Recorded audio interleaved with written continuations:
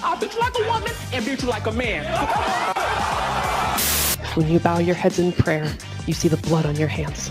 First 3 months of the year, the economy slowed a little. Biden certainly got a heads up. There is hope. See you soon. Tucker talks, Joe Biden caught with another cheat sheet, the economy slows, Montana kicks out a transgender from the House floor, and Jerry Springer dead at age 79. All that and more coming up on this episode of Daily Caller Live. We've got a packed show for you today. Thanks so much for tuning in. Daily Caller Live starts right now. 2, 1. Here we go. That might be the only brown guy on earth named Jobob. That is actually their name, Jobob. Live from the dingy bunker, completely cut off from the outside world, except for you fine folks. My name is Jobob. This is Daily Caller Live. Thanks so much for tuning in on today. It is Thursday, April 27th, the year of our Lord 2023. Lots of stuff going on. I just in putting all the stuff together, I saw that we didn't do the Fauci thing again today. Fauci did a big, long thing with the New York Times. We'll get into some of that at some point in a later date. But too much happened yesterday. Tucker broke his silence, which I'm always confused by that term. If you don't say anything, apparently you're considered silent. And then once you say something, you've broken your silence. It just seems really, I don't know, probably too big of an exaggeration for what actually happened. He said some words. It was good. We liked it. Also, Joe Biden caught with a cheat sheet, but I want to get to this story first because I think this is like the new thing that's happening in progressive politics. If you're not hip to this story, Montana booted one of their state representatives from being on the floor during the legislative period. Now, just to go without saying, what? That didn't even make sense. Just as something that you should know, their legislative period ends next week. This is not a permanent ban. This particular individual, the state representative, will be allowed to vote remotely, but has caused so much havoc on the floor that Montana state legislature has said, yeah, you don't get to continue doing this. Now, before we get into what this particular individual said to get them in trouble in the first place, know this. They said something pretty bad, and I'm going to play that for you in the end because I want to set this up in how CBS is reporting it, what is actually happening, and then what they said to begin with. A transgender representative from Missoula, Zoe Zephyr, I think. I'm not sure if that's the last name. Said something that you can't say, and said something that you can't say, and so the Montana legislature is like, all right, hey, you can't talk next time, okay? Just the next time thing, and then people started protesting in the House, and it caused a huge chaos. And then they're like, all right, fine, if you're going to continue to double down here, and you're not going to apologize for what you said, fine, you can go vote from home. How about? If you're going to act like a child, we will treat you like a child. That's what the Montana state legislature said. Here are some of the scenes from the protests after Zoe, who's a dude doing cosplay as a woman, is a transgender person. But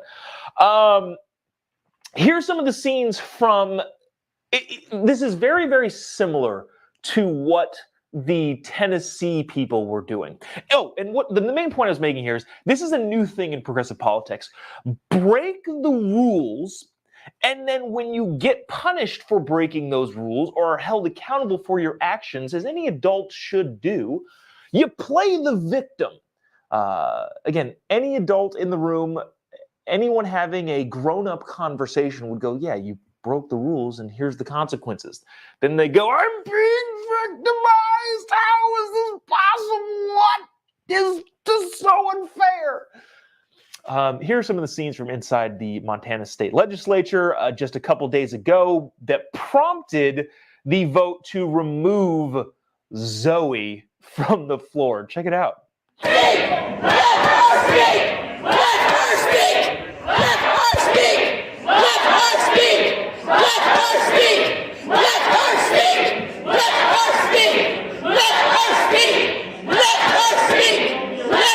This is longer than I thought it was. Sorry. Okay, so here we go. So that's that. It was like the third day in a row where the Montana legislature couldn't conduct business because they had children yelling from the rafters. Now this is again all based on she said something indefensible, and then the legislature said, "Look, you can be here, you can continue doing what you're going to do, but you can't talk for the next day," which is something that parents have to do with their children.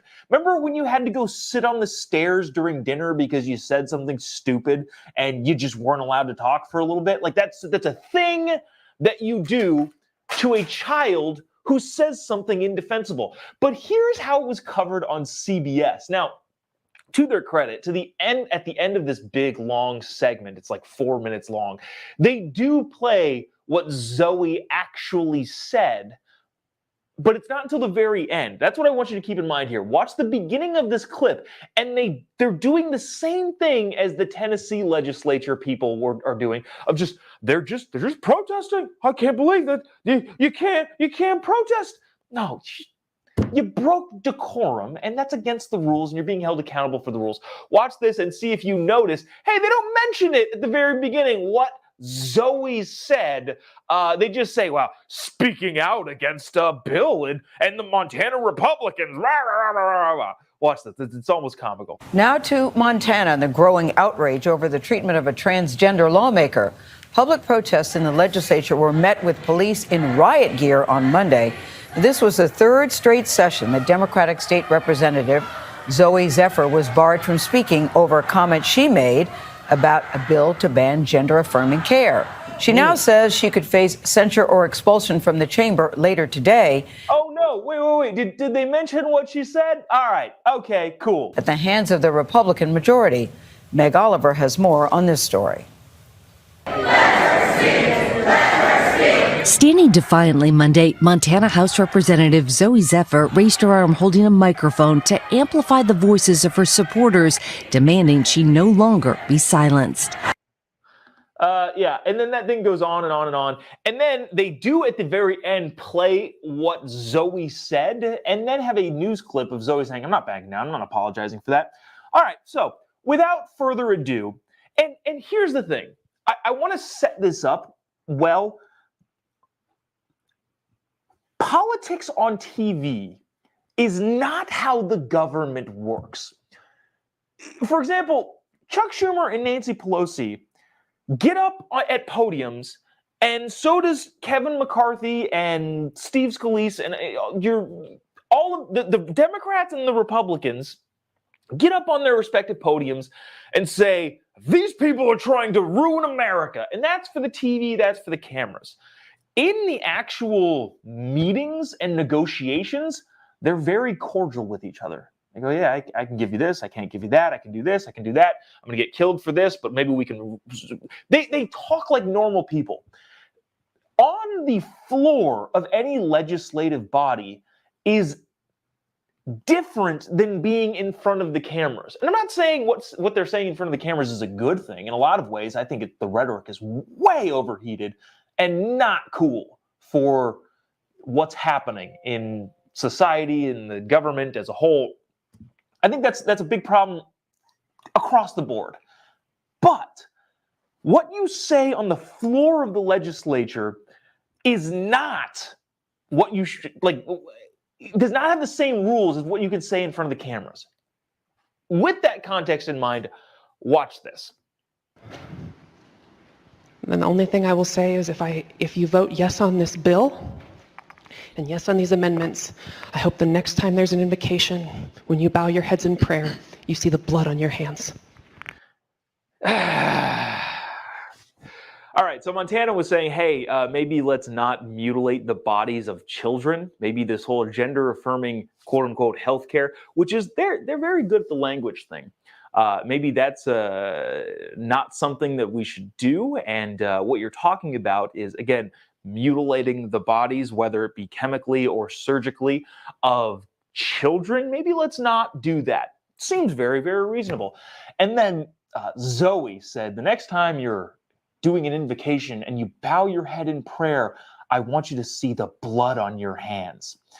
And maybe you don't think that that's necessarily all that bad, but let me give you an example of something that would be as bad for you if you don't think that's as bad.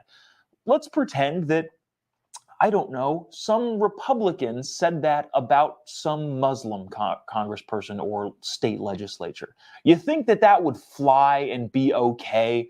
And you don't think that that Republican in that particular legislature, I'm thinking specifically in California, would be censured and probably barred from speaking for a little while? They'd probably have to go on legislative timeout, and probably rightfully so, because like I said, what you say on the floor of the legislature is not the same, those are not the same rules as in front of the camera. And I think, here's what I think is happening.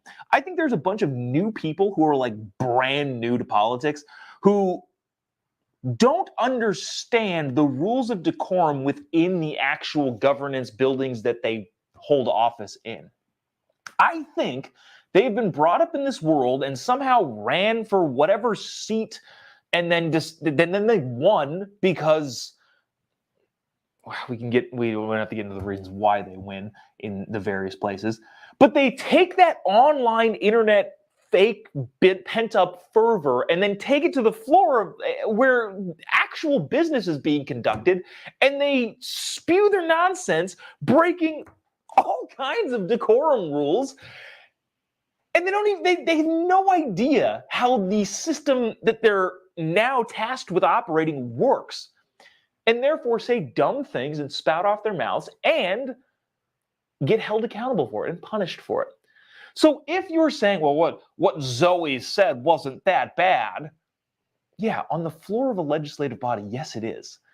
And so because Zoe said that ridiculous, awful thing that if the shoe was on the other foot, that person would probably be kicked out of the legislature, the legislative body in Montana said, yeah, you can't for the next couple days. It's fine. You can keep your seat. You can continue voting. You can continue advocating for whatever you want to do. But you're on timeout because you're a child. And we're putting you on timeout. And then they started flooding the upper chambers and yelling and being so they couldn't conduct business. So this is a new thing. Progressives are just blatantly breaking rules. And then when being held accountable for their rules, they're not backing down, they're not apologizing, and then playing the victim. This is what children do. And this is what parents have to do to those children. You have to punish them for breaking the rules. Anyways, I spent too much time on that with way too much stuff to get to. I want to get to this. Joe Biden, ever heard of him? He's a Delaware, former senator, former vice president, possible Chinese business person, president of the United States. Addled brain, mentally not there anymore. Old man. Joe Biden got caught yesterday again with notes. And notes are fine. I don't care. You know what I don't understand? I don't understand why notes are such a bad thing. If a candidate, Republican, Democrat, I don't care who it is, brings notes with them to a thing. It's crazy that we expect, I use notes. Whenever I go speak, I use notes. It's crazy that we expect people who are running things to have all of these things in their head at one time. I mean, there's some people that can do that. I know some people that can do that, and their brain is exceptional. But it's not like everybody else's. Everybody else, they need notes. What I'm saying is, I don't mind if the president has notes. That's not, who cares? But on these particular notes, it was photographed that the president was going to call on this reporter from this organization, and they're going to ask this question. Very, very interesting. Jackie Heinrich and Brett Baer were talking about that on Fox, and let me play that clip for you just to kind of give you an idea of what's going on here and how weird and bizarre this is. Check it out. In his hand, the name, outlet, and question from that LA Times reporter, which reads, how are you squaring your domestic priorities like reshoring semiconductors manufacturing with alliance-based foreign policy? She was only one of two American reporters who were formally called on today. We should note the question that she actually spoke and asked the president was quite a bit more elaborate, but Biden certainly got a heads up on the topic and the general thrust of her question, Brett. And just quickly, I mean, I covered the White House. Sometimes the White House folks say you may get a question, but in my days, they never said, what exactly is your question? That hasn't been policy, has it? It has not, and I don't believe that that is something that happens here regularly, at least that we're aware of. That being said, the president never calls on Fox, so we just shout at him. That's Jackie Heinrich live on the North Lawn. Thanks. Jackie, thanks. Okay, so yeah, that's the new, I guess, scandal of the day. I thought this was actually pretty great. Arthur said, Joe needs pictures now. Now Joe needs pictures. That is kind of funny. If you look at this, hold on, let me make this bigger on the screen here. If you look at it, not only does it have the name of the reporter, the outlet, and the question, it's got her photo on it. It's got her photo on it, and just in case he calls on the wrong person. That's a great comment, Arthur. Thanks for pointing that out. I didn't even think of that.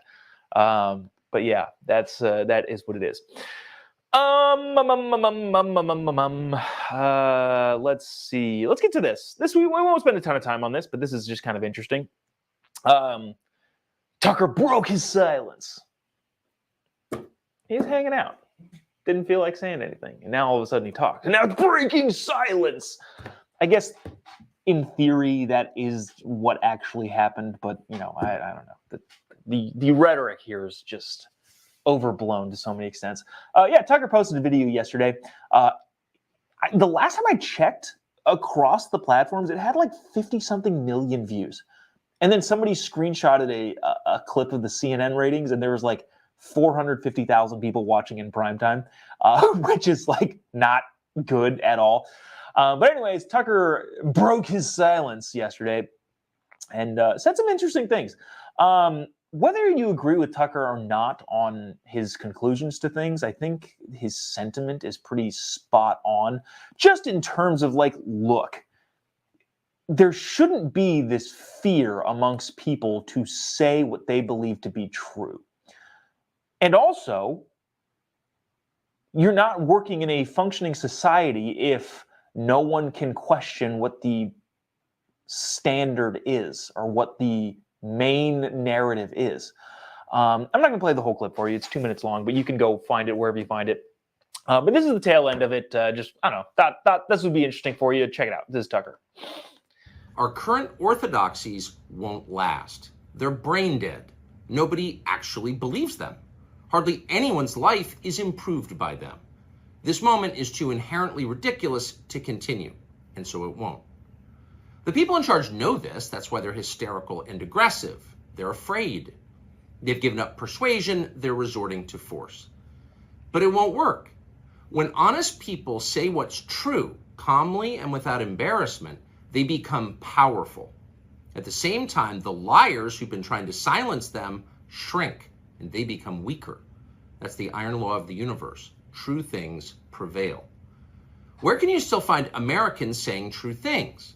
There aren't many places left, but there are some, and that's enough. As long as you can hear the words, there is hope. See you soon. Ooh, what does see you soon mean? I actually am very excited to see what Tucker does next. Who knows? Who knows? Maybe it's possible he comes back to the institution that he founded, the Daily Caller. Ever heard of it? It's possible. It's also possible that they boot me entirely and replace me with Tucker, which totally reasonable. I would probably do the same thing if I was in that business situation. But again, I honestly, God, have no idea what he's going to do. Even with the, I've never met Tucker, but I've got a lot of like ties. Seems like a good dude. Everybody I know who knows him is like, yeah, this is a genuinely nice person, which is not something that you find in this media world. I've learned over the last 2 years of doing this. I've learned that not everybody's genuinely nice off camera, but everybody I know who talk to Tucker or knows Tucker is like, yeah, he's a genuinely good dude. So yeah, who knows? I don't have any actual information on what he's going to do, and I'm not even going to speculate because theoretically he can do whatever he wants. If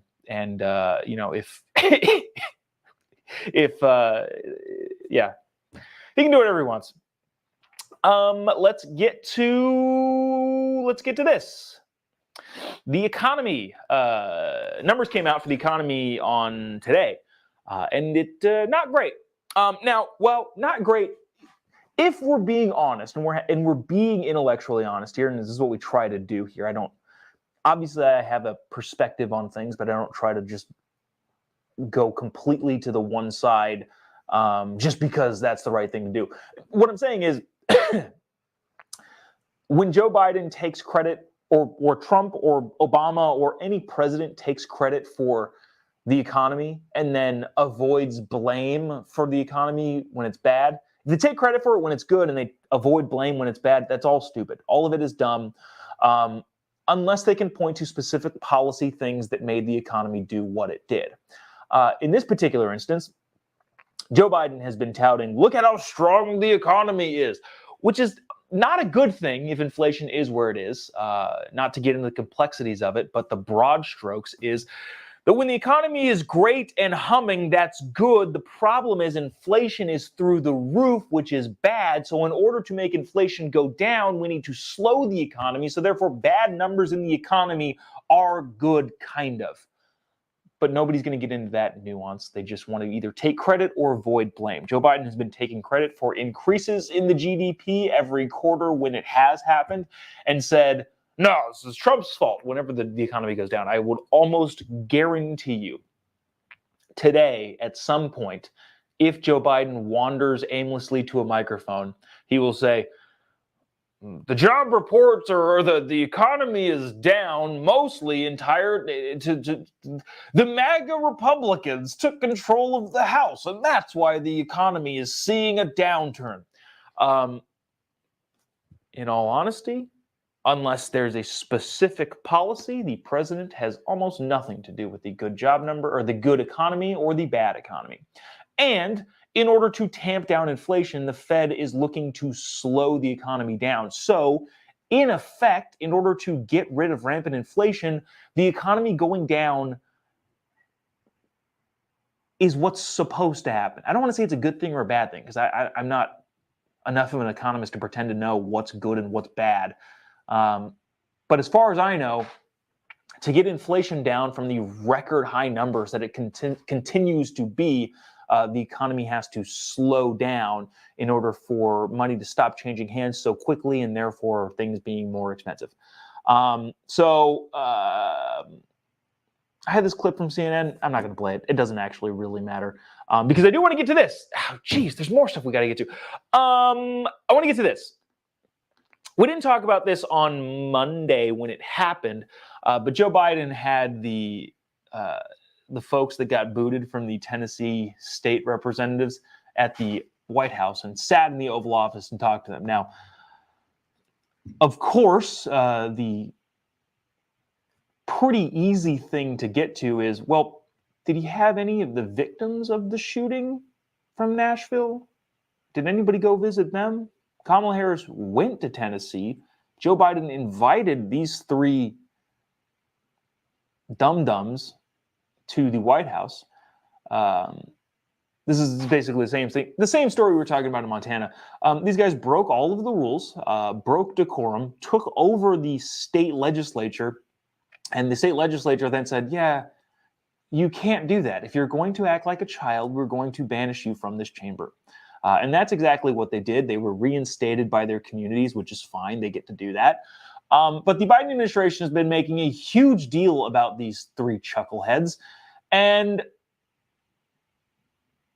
have done effectively nothing for the victims of the terrible tragedy that spurred these guys getting to the Oval Office. So there's that.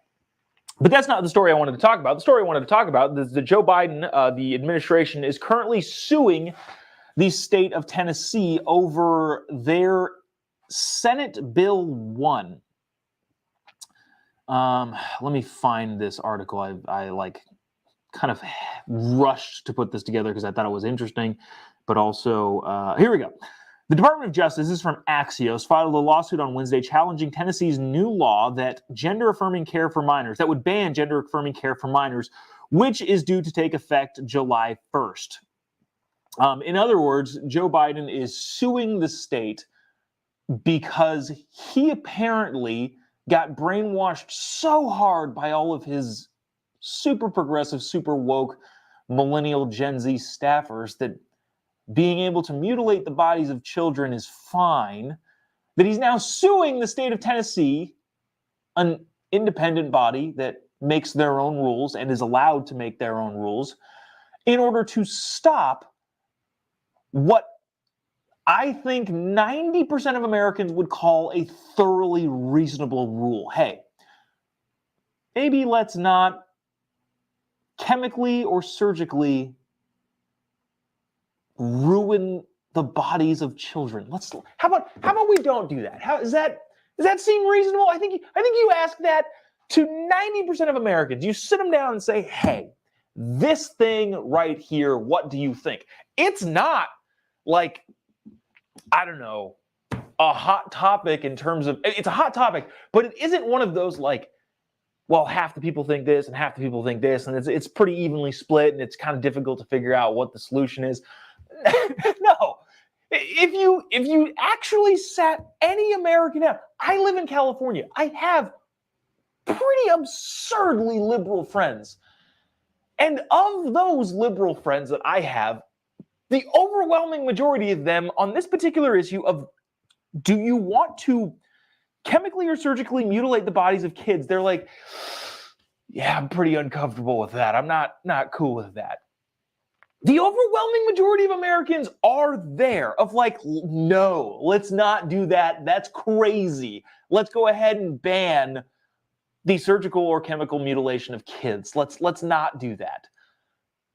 And yet, because the president apparently decided to become, I don't know, the wokest of the woke, probably influenced by his staffers, is now suing an independent state for enacting a rule that everybody agrees with.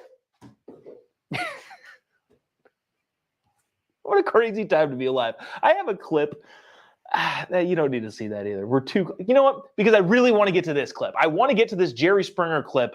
So we won't play this. If you want to go see Joe Biden in the White House and this dude, I forget what his name is, the guy in the white suit who's more eager to talk to the cameras than he is to talk to the president, as you can see by how he's facing, which is, I think most people wouldn't recognize that. Here, let me just blow this up really quick. I feel like most people wouldn't recognize this. But look, the guy on the right is sitting in a way that wants to have a conversation with the president and the vice president, and that's fine. But the dude on the left is the dude who's been making the rounds and really, really loves the attention. That's why he's done all that sort of. That's why he's there. He's an attention seeker. That's why he took the megaphone to the well of the Tennessee legislature. Anyways, dude loves attention. That's the only reason he's in this. He doesn't care about anything else except me. He'll tell you otherwise, but I'm telling you, I've known politicians. I know how they act. I know why they're motivated. This guy is classic type politician. Me. And it's evidenced even more by the way he's sitting. He's turning towards the media and the cameras as if to say, I want to talk to the cameras. I want the president behind me as I speak. Probably a narcissist. I don't know the guy. I've invited him to come on this show. He's not responded. So yeah, I'm not going to play that clip, even though I just talked for the amount of the clip was. It wasn't an exciting clip. This, however, is an exciting freaking clip. Jerry Springer, famous for this talk show all throughout I think it was the 80s and 90s, but big time in the 90s. I wasn't sure. So this thing flashed across my news headlines when I was getting stuff together for the show, and I kind of thought, oh, all right, it doesn't really have a huge effect on me. Don't really care about it all that much. But then I started thinking, what was Jerry Springer? I don't know. Was Jerry Springer part of the catalyst of the insanity in that he would promote crazy and not necessarily his opinion of stuff, but he would televise just the worst of humanity, at least in this country? Was he part of the problem in doing that? And it was all terrible. It was super entertaining, I'll tell you that. If I saw Jerry Springer on the TV, I can't change the channel. Somebody's going to do a flying drop kick, and one of the security guards is going to have to tackle him to the ground. That's crazy entertaining television. But at the same time, it's terrible for society. I'll openly admit, yeah, it is bad and also super entertaining. It's like Jersey Shore. Was he part of the problem in doing a show like that, or was he simply putting a magnifying glass of the insanity that humanity already exists? I don't know. I'm not going to pretend to know. I'm not going to pretend to say Jerry Springer was this or Jerry Springer was that. Regardless, he was an interesting figure, and all of that is in culmination to this particular clip. There's a bigger, longer clip that I was going to play, but I didn't think we were going to have a ton of time for it. So I got this. This is probably one of the best clips, not only on Jerry Springer's show, but in all of TV history. Watch this, and we'll close it out there. I just got one more comment for the transsexual on the end. I don't know why, but why is your bulge in your pants bigger than your... Come up here, get the best of both worlds. I'll beat you like a woman and beat you like a man.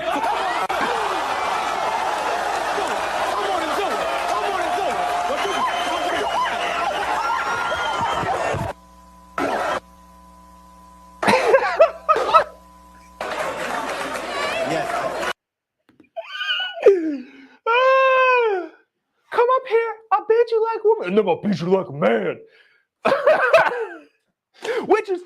which is great in this new like world of like, now that this is like all over the place and in TV news.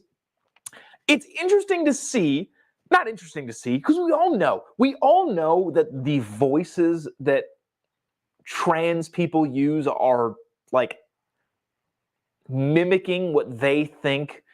I'm talking specifically male to female here. We all know the voices that they use are mimicking the voices that they think they should sound like if they are women.